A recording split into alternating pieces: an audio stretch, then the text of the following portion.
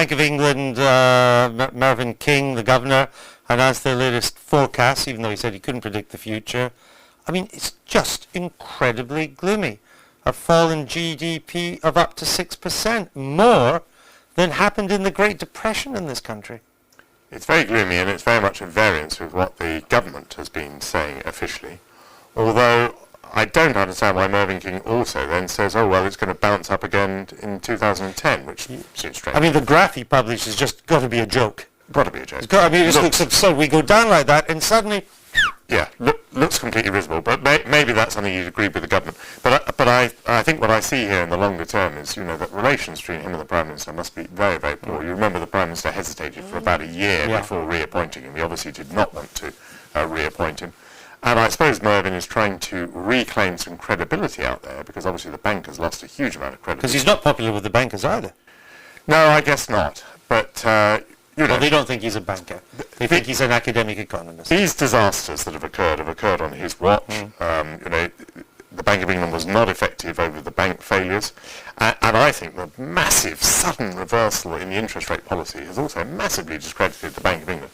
And, in my view, has added to the panic, because people now believe there isn't a steady hand on the tiller. Now, he also indicated that we could soon, Britain, the Bank of England, could start printing money. And flooding money into the banking system by printing more. Is that the right thing to do? Well, we don't actually have many policy levers left. No. I mean, interest rates are on the floor. Saved the banks. Allegedly we've saved the banks. But it hasn't changed lending. But it hasn't. We've saved them, but still allowed them to do what they like, which is pay themselves bonuses and not give people working capital. So I think he's casting around for some lever to pull. Dan's right. Nothing seems to work. At least it certainly hasn't worked yet. No, that's right. And Gordon Brown, I think, has to change his tune on this one. He's been saying, I must be doing the right thing because Obama is doing the same thing. I'm not at all sure that it's going to work. I'm not at all sure there's any evidence that it is working. By the way, printing money may or may not work in reviving the economy. What it's certain to do is to bring about inflation. At some stage. Mind you, let me just point out that the government is going to rack up so much debt that it may have an interest in inflation. No, of course it does. It has a huge interest in inflation. And those people who have been saving in the past are still saving today, they will finally be punished by inflation. Ed Balls, Mr. Balls, Chief Factotum to the Prime Minister. Not very helpful, was it?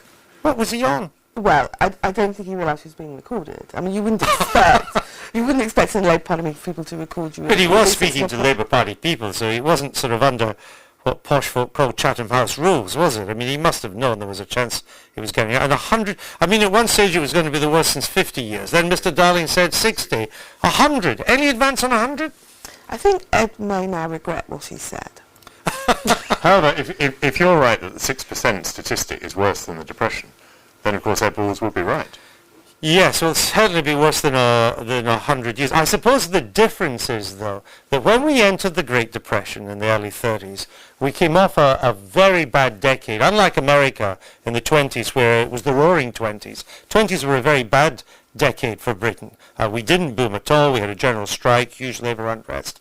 So we then went into a depression when the economy was already low. This time we're going to go in after, 17 years of growth. And I think this recession is going to impact London and the South East much worse than the last because recession. Because of financial services? Yeah, and property. All right. What about Jackie Smith? What she told us there was that if she was to